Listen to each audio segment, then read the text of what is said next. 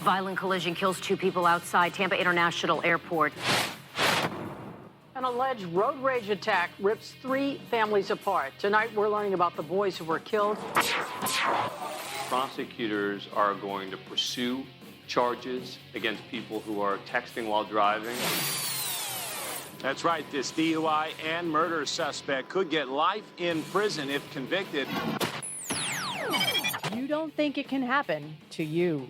It can happen to you within seconds, a blink of an eye. When you take your eyes off the road for just seconds, when you're driving your car, oh, yes, it can happen to you. See, it's not a matter of if, it's a matter of when. When the sands of time will run out within your hourglass. He was a victim of a distracted driver hitting the road while riding his motorcycle going 65 miles per hour. He nearly lost his life. Now on a crusade to help save lives and prevent someone else from becoming a victim, the creator of DistractedDriversBusted.com and now the host of this podcast, it's Howard Drescher. All right, welcome to another show of DistractedDriversBusted.com, the podcast show. I'm your host, Howard Drescher, the creator of DistractedDriversBusted.com, and of course now this podcast show. You can follow me on Twitter at DistractedDBTV, at DistractedDBTV, and of course on Facebook, it's DistractedDB. And you can get the shows on iTunes, Spotify, iHeartRadio, and Google Podcasts.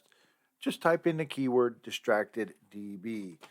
Okay, lots to go over.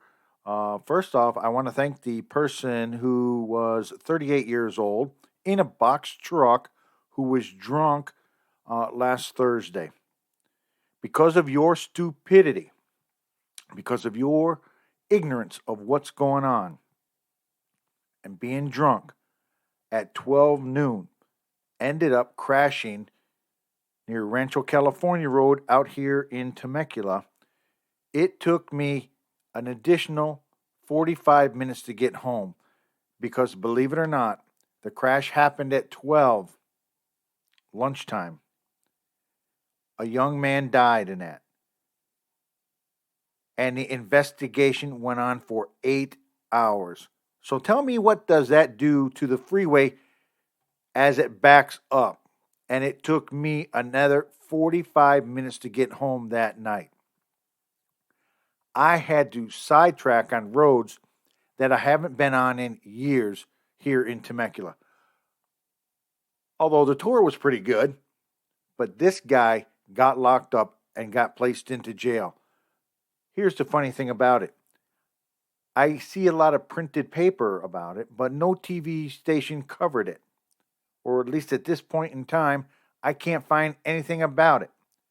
I understand that they ended up taking him to the hospital and arrested him on the spot for DUI. Rightly so.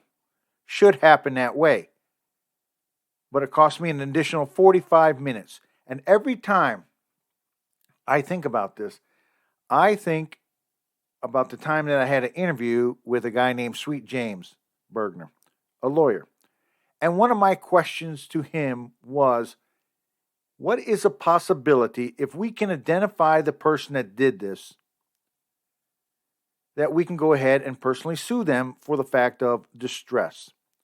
Costing me time, costing me money, costing me anguish, costing me all sorts of aggravation. I have to revisit that because this is something that needs to happen. I'm going to follow up with the California Highway Patrol, who out here investigated the situation here in Temecula, and I'm hoping to get some more answers in regards to the status of the perpetrator. I understand he's locked up, and it's a young kid that did it, from what I understand. 21 years old, not 21 years old, but in his 20s. But I can tell you this, on a Thursday afternoon, and he's drunk, driving a box truck for a company. I don't know the name of the company, so therefore I can't talk about it. I don't know. All I saw is print on it.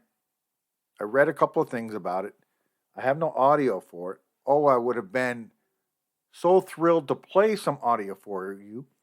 But it also reminded me about a crash that happened almost a year ago in April, where a guy from Las Vegas was trying to outrun the police in early morning, and he was drunk and he smashed into a young lady, which ended up pushing a car into another car, which ended up into the city hall parking lot, crashing into the building.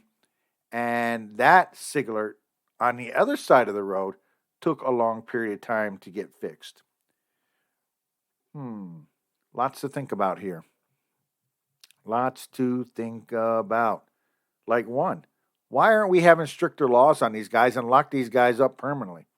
Why aren't we restricting them from driving again? These are things that I've got many, many questions about. Will I get answers? Probably not.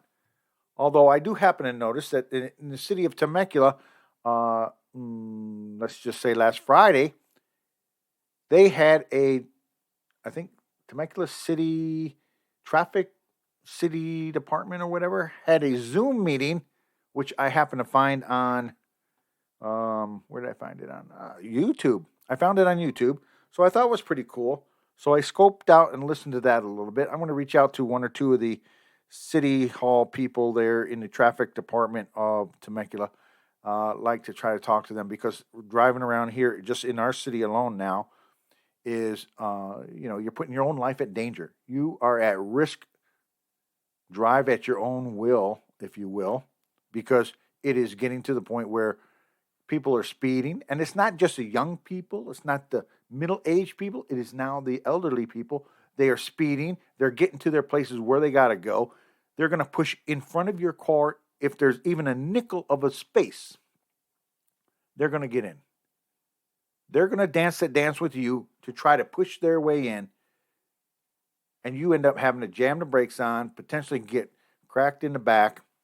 It is getting too dangerous out here. It's getting dangerous everywhere.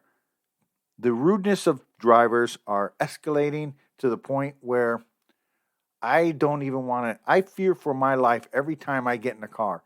I really, really do. And I try to do everything I can to avoid somebody following me and me following other people. I will go in the slowest lane possible. But even that is now starting to get risky, because people are in the slowest lane and they're flashing their beams. They're riding up on you bumper to bumper, trying to tell you get off on the shoulder of the road so I can pass.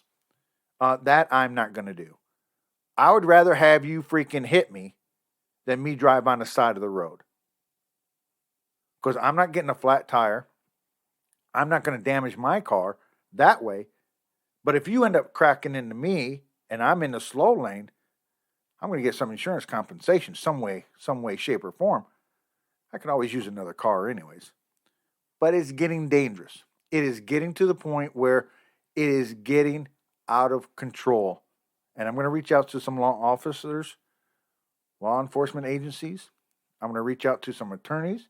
I'm going to reach out to some doctors who actually take people into the emergency ward, either they're victims or perpetrators, and how and what it takes to administer everything that they can do in their power to keep them alive.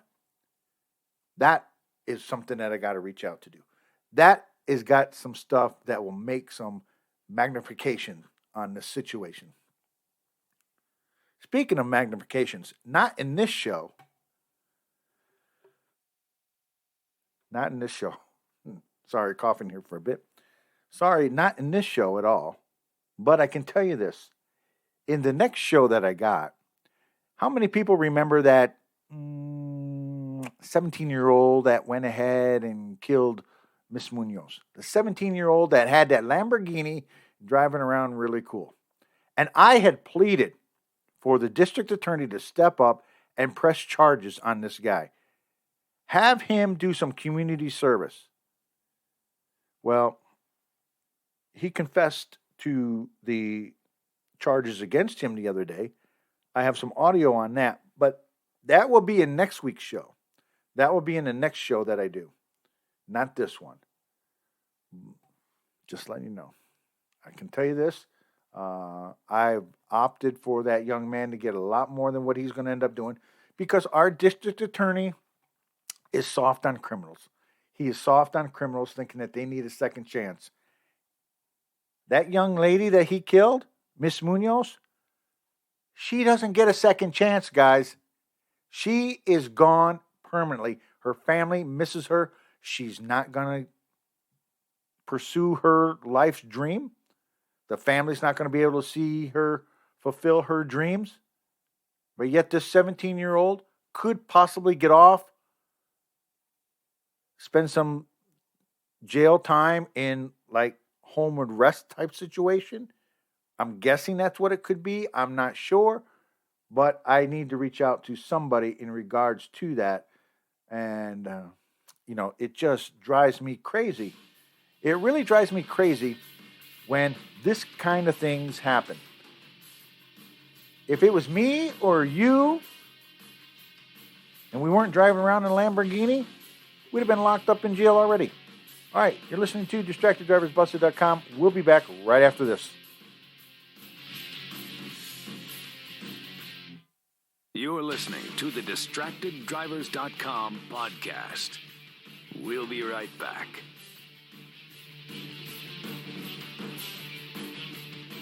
Wake up and text. Text and eat. Text and meet up with a friend you haven't seen in forever. Hi. Oh, hey. Text and complain that they're on their phone the whole time. Text and listen to them complain that you're on your phone the whole time. Text and whatever. But when you get behind the wheel, give your phone to a passenger. Put it in the glove box. Just don't text and drive. Visit StopTextsStopWrecks.org. A message from NHTSA and the Ad Council. Papa, why can't we telegraph while riding a horse? Son, there ain't no one to blame but Jeffro. He was riding old Betsy the Stallion, tip-tapping away at his telegraph, when blam! Ran right into the side of the saloon. Well, if Jeffro can't do it, neither should you. Don't text and drive. Visit StopTextsStopWrecks.org. A message brought to you by the National Highway Traffic Safety Administration, Project Yellow Light, and the Ad Council. Neil Armstrong waited 6 hours and 39 minutes to step onto the surface of the moon. Jackie Robinson waited 20 months to play his first game with the Brooklyn Dodgers. And even DiCaprio had to wait 22 years to win an Oscar. You can wait until your destination. Don't text and drive. Visit StopTextsStopWrecks.org. A message brought to you by the National Highway Traffic Safety Administration, Project Yellow Light, and the Ad Council. Now, back to the DistractedDrivers.com podcast.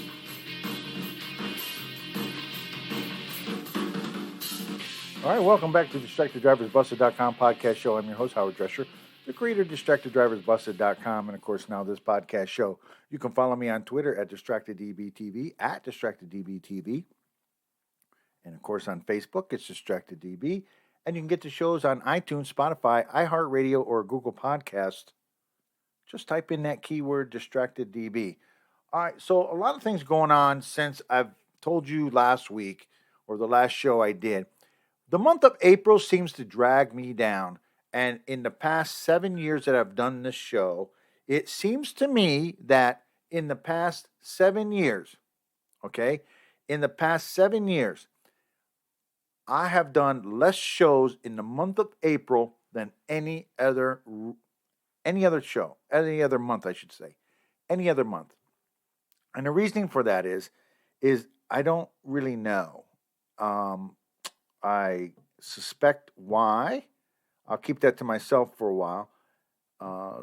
Maybe it is the fact, I'm just guessing, that it could be, it is so it's so disheartening when I hear and I see things that are happening on the freeways during this month, and it just sucks the life out of me. I'm just guessing that. I can't really say that for sure, but we're going to find out. Maybe someday I'll come up with a reasoning why it's happening and kind of elaborate a little bit on that. I really can't say for sure, but right now I would have to indicate to me that, or to you, that it is time for... And now it's time for the top story from the previous show.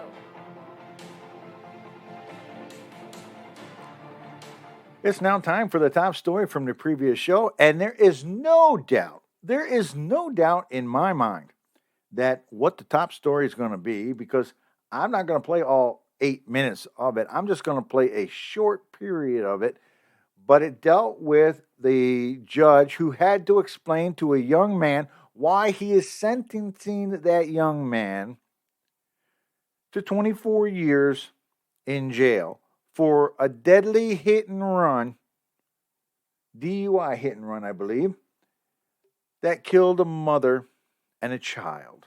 And again, this story comes from Fox 13, and I appreciate them for allowing me to use the sound. All right, good evening, everyone. Is the state ready to proceed? Yes, Your Honor. Is the defendant ready to proceed? Yes, Your Honor. Sorry, it took me a little bit longer than anticipated, but there was a lot of information to consider. Let me just start by saying that as multiple people have observed, this is a particularly difficult case because there's really nothing that the court can do that's capable of fixing the harm that has been caused to the victims in this case.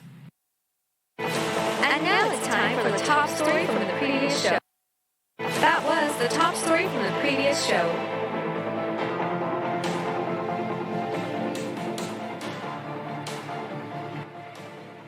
All right, that was the top story from the previous show. Quite honestly, to tell you the truth, I couldn't play. I could not play all 8 minutes of it and still get everything done to my show.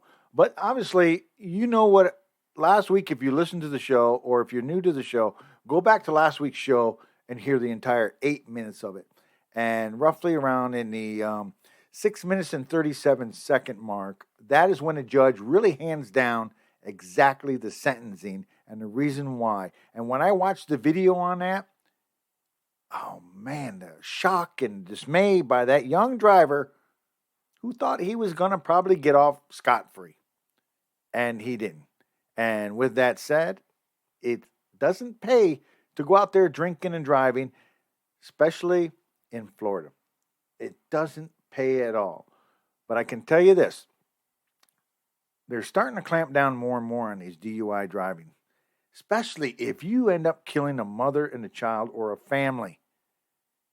It doesn't matter. They're coming after you. They're coming hard. And I know right now everybody's thinking this is the month of April. After that comes May, June, July. All of a sudden the summertime's creeping up. Families are going to go out on trips if they're not attending school. They're going to go out and they're going to celebrate. They're going to start doing things. As the states start to open up from this COVID-19, they're going to start to open up and they're going to actually go out and start visiting family members. Some are not going to make it there and some will not make it back because of some jackass who decided, oh, let's go out and party. It's okay. I'm going to go out and drink with my friends. Then I'm going to get in my car and go back home. You're not going to make it. You're not going to make it.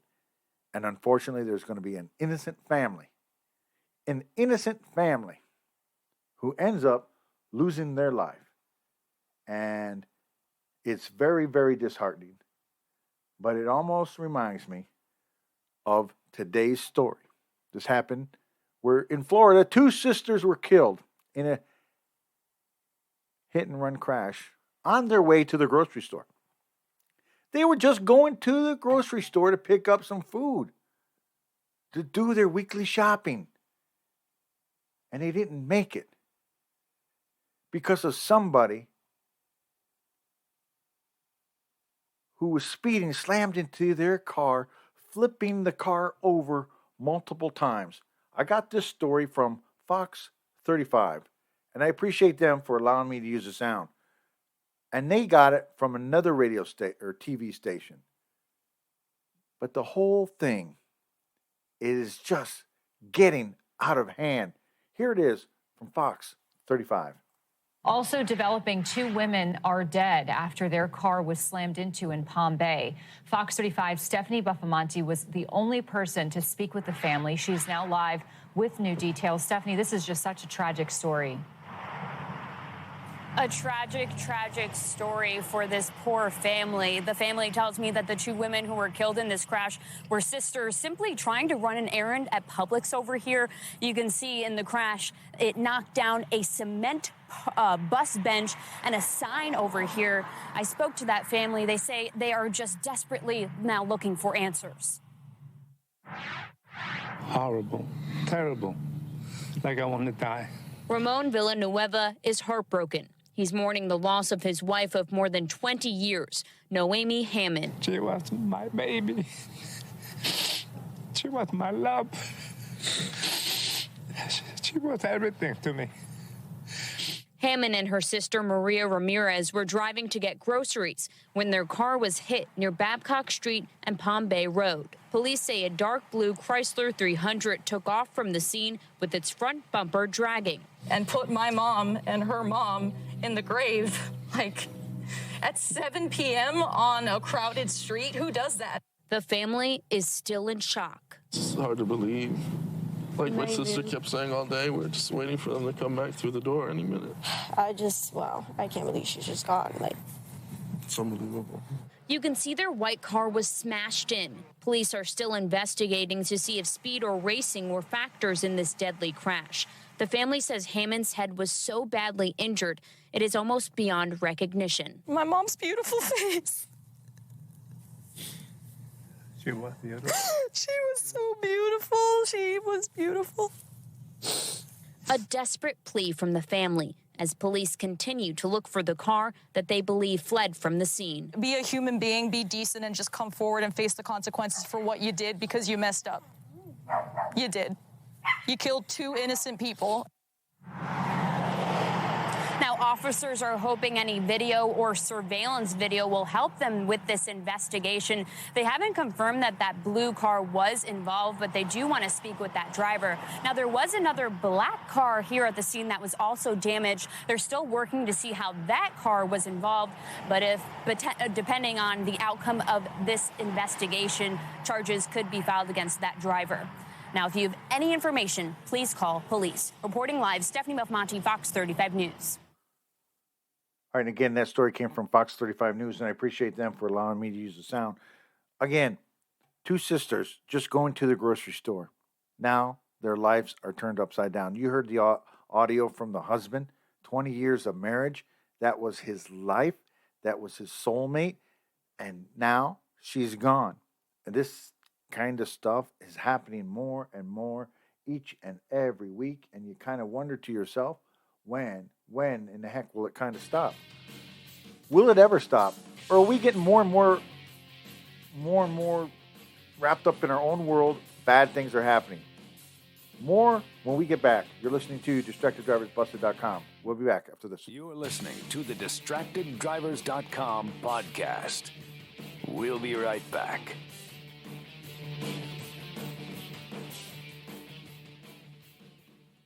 Ladies and gentlemen, we have arrived in Philadelphia. Local time is 3:05 p.m. and the temperature is 67 degrees. At this time, you are now free to use your cellular devices.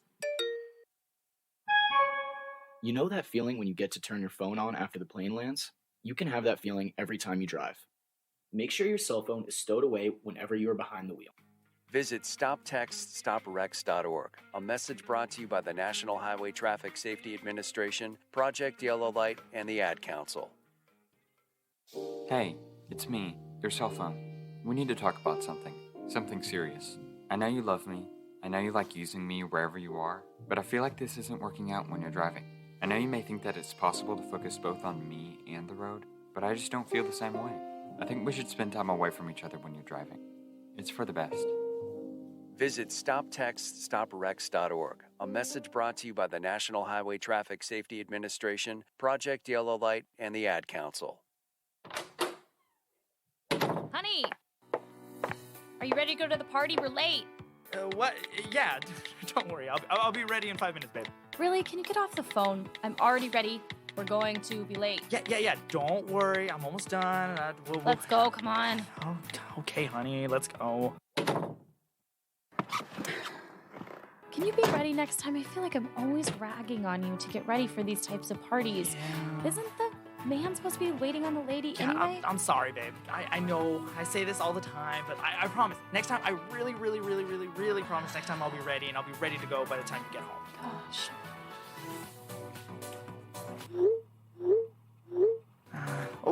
Let me see who that is. I'm waiting to see if my friend is actually going to be at this party. No. Leave your phone alone. You know that scared me last time. You nearly hit someone walking in a crosswalk. What? No, you're crazy. Look, I told you don't tell me what to do. I got this. Stop the car. Stop it now. I just can't be with someone who doesn't care about my life, not to mention their own. Babe, wait, come back. This isn't happening, is it?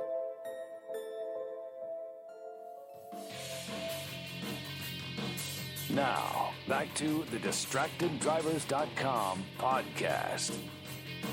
All right, welcome back to DistractedDriversBusted.com podcast show. I'm your host, Howard Drescher, the creator of DistractedDriversBusted.com, and of course, now this podcast show. You can follow me on Twitter at DistractedDB, at DistractedDBTV, and of course on Facebook, it's DistractedDB. And you want to get the shows, iTunes, Spotify, iHeartRadio, and Google Podcasts, just use the keyword DistractedDB. All right, here's a quick story. You kind of wonder in regards to a lot of things, but usually a vehicle that's in distress along the side of the road, and they're parked on the side of the road, changing their tire, and lo and behold, you end up getting hit, and that driver takes off. There is nothing worse when a little child comes out of the car to check and see if her father is okay, and the horror on her face and the vision that she sees is unspeakable. Yet, this has happened. An Oakland man receiving help, if you will, Friday night after a hit and run. And he had two children in the car and a vehicle. Of course, they had a flat tire. He pulled off on the side of the road to start to work on it, and he ends up getting hit by a driver. This story comes from KRON News, and I appreciate them. KRON 4 News up there in Oakland area, and I appreciate that for them allowing me to use the sound. Tonight, an Oakland man is recovering in the hospital. He is the victim of a hit and run in Antioch. Yeah, the father of two young children. He was trying to fix his car just off the Hillcrest Avenue exit when his family says that someone hit him with their car and then just took off. Yeah, the family of this poor guy tells KRON 4's Michelle Kingston he's alive today because of the bravery of his young daughter. She was flagging down help and doing everything at 6 years old. Olivia Allen is calling her daughter a hero after she did everything she could to help her father, who was hit by a car in Antioch. Niravana Allen pulled over by the Hillcrest Avenue exit on Highway 4 because of car trouble. He stepped out to get a gas can from the trunk when his family says he was hit by another vehicle, losing both of his legs on impact. His 6-year-old daughter, 7-year-old son, and 8-year-old nephew were in the car at the time of the accident. Our daughter got out the car after the accident happened, and she went up to him and she asked him, she said, "Daddy?" He said, "Huh?" She said, "Are you okay?" He said, "Get back in the car, baby. Daddy's gonna be just fine." The 6-year-old jumped back into the car and grabbed her father's cell phone and immediately called her mom for help.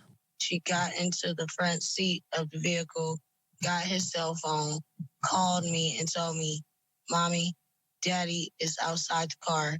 He's hurt. His leg is bleeding. I can see his bone. It's dark, and I'm scared." Allen was airlifted to the hospital where he's been now for nearly 2 weeks. The 3 children who were in the car were uninjured but are still very shaken up.